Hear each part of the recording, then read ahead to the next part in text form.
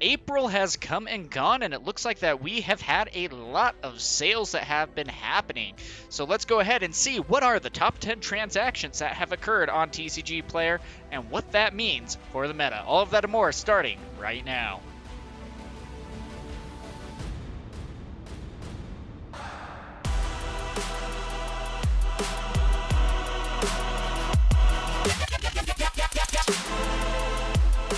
So the top 10 biggest transactions. Wow, well, there's going to be a lot, and we have the numbers coming at you from InkBorn Heroes as well. So before we get started, go ahead and hop over to InkBorn Heroes. Open it up in a new tab, though. That way I still get the views and all that jazz as well. But go ahead and open the new tab. Go to InkBorn Heroes on YouTube. Has some really great content and some really great graphics, which is why we are using his stuff to look at what the top 10 are for this month of April, because now what? It's May, just like that. We're already 5 months into the year. That's crazy.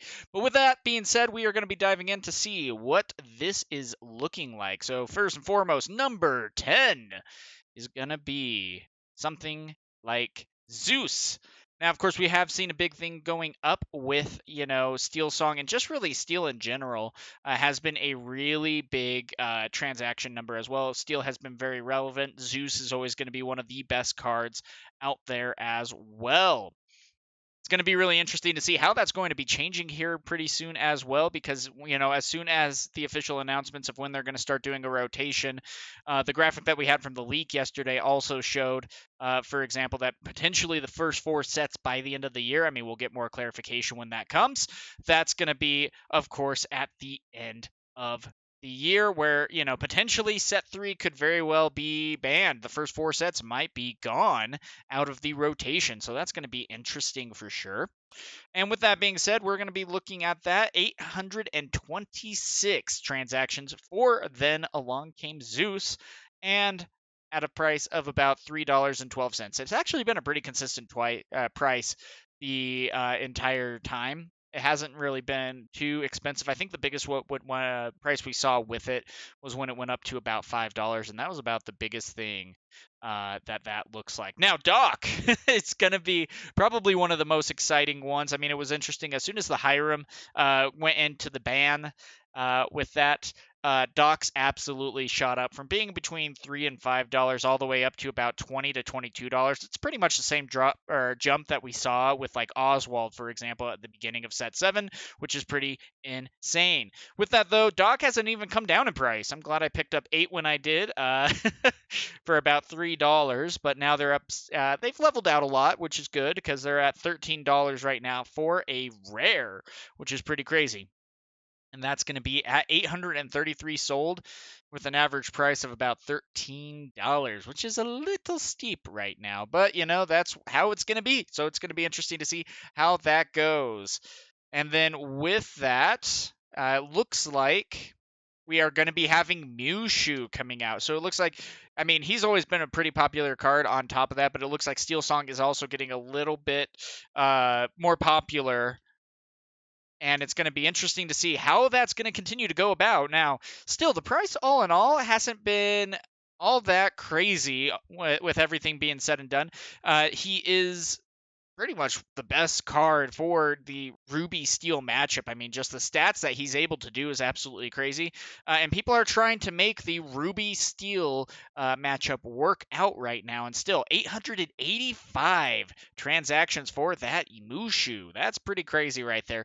At an average price of about $3.46. Now, that's going to be the biggest thing, especially as we look into Reign of Jafar. We've already seen, for example, EA getting another card draw attribute, but that's going to be a Duel Link card that is either a draw to or a discard.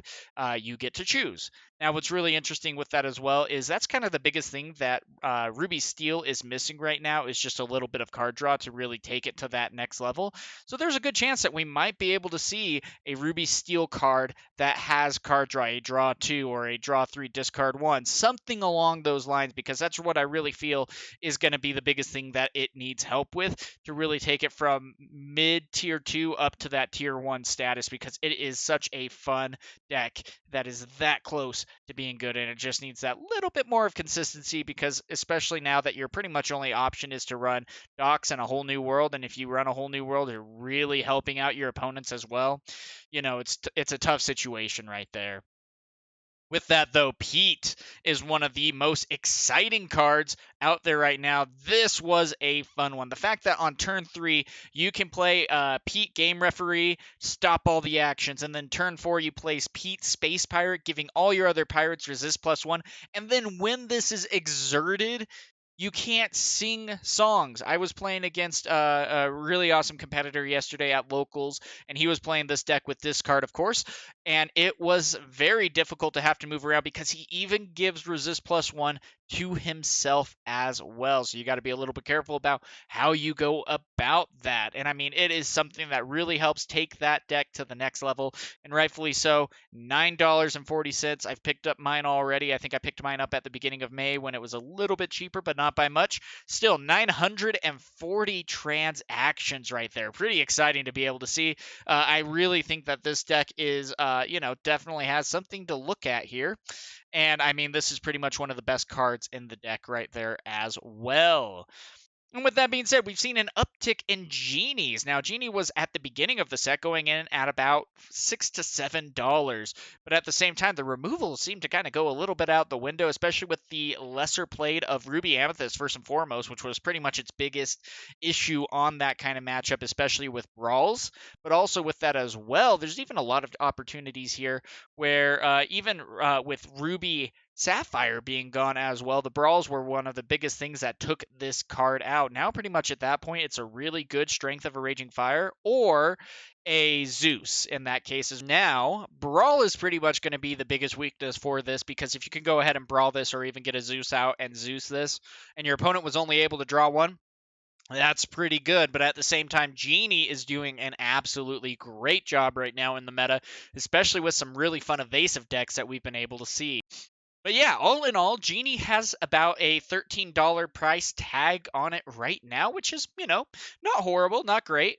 But yeah, you probably should have bought it when it was down to about, the $7. But I mean, we didn't think that Ruby Amethyst would have such a struggle at this point. And then also on top of that, the fact of the matter of Ruby Steel or Ruby Sapphire also really struggling in this meta right now. That's a really big difference maker with that, which is interesting as well. But with that, 947 units that were sold right then and there, and that is a pretty good amount as well. Now, of course, the biggest thing that we saw with this as well is Blurple on the rise. And first and foremost, also with that, Tipo is, of course, a 4 of in that case. Every once in a while, sure, maybe you're running 3, but it's just really good to have 8 options when it comes to trying to get your ramp out. Tipo is, of course, the lesser of the, Sail the Azurite Sea. Sail the Azurite Sea, the fact that you can go ahead and ink it, draw a card, and replace itself. Tipo instead, you can ink anything, but at the same time, with that is a little bit of a dilemma there, where you are not going to be able to use the ink that you have inked in that case. But it's at least a character on the board as well, which can really help with either running crabs or things of that nature, which can really make a big difference. Still, we also have seen a little bit of a price spike with it as well. A little bit more expensive than what we're normally used to seeing, but again, that's because Blurple is being such a big factor in this as well, and also Ruby Sapphire hasn't necessarily been doing too much with it lately, and so everyone else who has been going onto the bandwagon of the Blurple train has been buying these up by the storm at 982 transactions. Now that's pretty close, but still really good for April to see where that is. And I mean, we've also seen on the leaderboards as well on Inkdex that Blurple is now the 4th most played deck ever since the post-Hiram ban, which is really interesting to see. And that's why we are also going to be seeing people who are hopping over to Blurple. That's going to be a lot of these final 5 cards right here. Only a little bit higher, 989 to 982.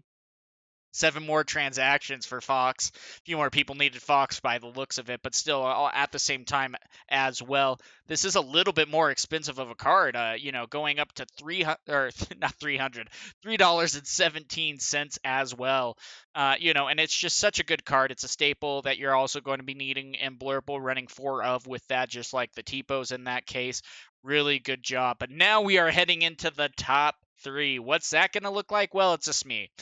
Smee's always been pretty much one of the biggest staple cards, and there's also been a pretty good transition to people running into Steel Song as well. With that, of course, is going to be the picking up of Smee. At the same time, too, there's still also, Ruby Steel, which could be running the Smees as well. But not only that, there is still also some outliers of Sapphire Steel that are going to be playing this deck as well. Still, though, it's a pretty big jump at this point where you're going from just under 1,000 to now going over to 1,043. So almost, 60 more purchases of the Smee card, which is really interesting to see. He's just such a good card, though. If you're running Steel, you're running Smee. That's pretty much how it is. The fact of the matter is that you could go ahead and quest for 2 as a 3/3, so you're forcing your opponent to almost trade into it. Or if you leave him out for too long and you're even playing Steel Song, for example, then you can go ahead and play Rapunzel, remove the damage, and get some really good movement right there as well. So really interesting deck and a great, great card in Smee as well. So number 2, can you guess what it is? Oh, Diablo being here. Now, this has taken a little bit of a spike as well. $2.50 as an uncommon. Really interesting right there, but it has skyrocketed. Why? Well, it's because Ruby Amethyst is also back on the menu, boys. And with that as well, Blurple, there's a couple of variations of Blurple that are running this as well, but still, 1,390 transactions for the month of April. Absolute insanity there. And it has been skyrocketing on top of that to $2.50. That is absolutely insane to be able to see, but really cool. Diablo is just such a good card, especially against the Steel Song matchup.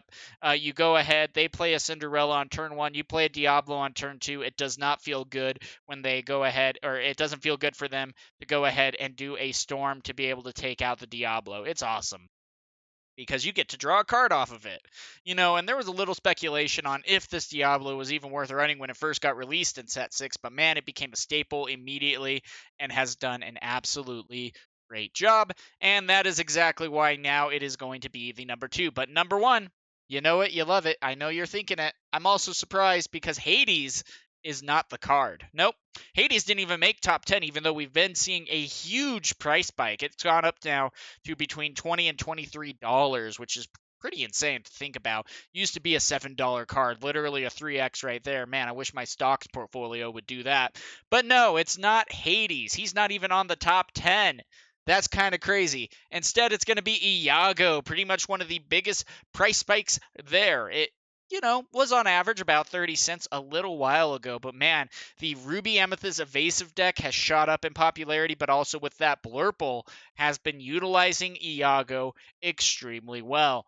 You can go ahead and sure, you might be able to use a strength into it. You can use some kind of storm to get it taken care of, but otherwise it can be a very difficult thing. Now, of course, with also Peter Pan Shadowfinder going in and going ahead and getting that taken care of, giving it rush to be able to go in as a 4/6 is a little crazy and something to definitely consider there. I mean, I just can't believe that as well either. It just does absolute insane moves as well, and it is difficult to take out, especially if you don't have the actions to be able to properly target it. And so, yeah, I mean, 1,400 transactions, it's gone up from about 30 cents now to almost $6 in that transaction, which is just absolutely crazy to be able to see. And it's not going to be coming down in price anytime soon. Why? Because the Reign of Jafar has already seen some leaks, and we are seeing with that some really good Jafar utilization as well. So there's a lot. There's a lot there, let's be real. And with that being said, though, guys, that is going to be the top 10 transactions. What are you surprised that made it onto the top 10 transactions for the month. What are you surprised that didn't make it? Go ahead and let me know down in the comments below. And until next time, guys, have a good one.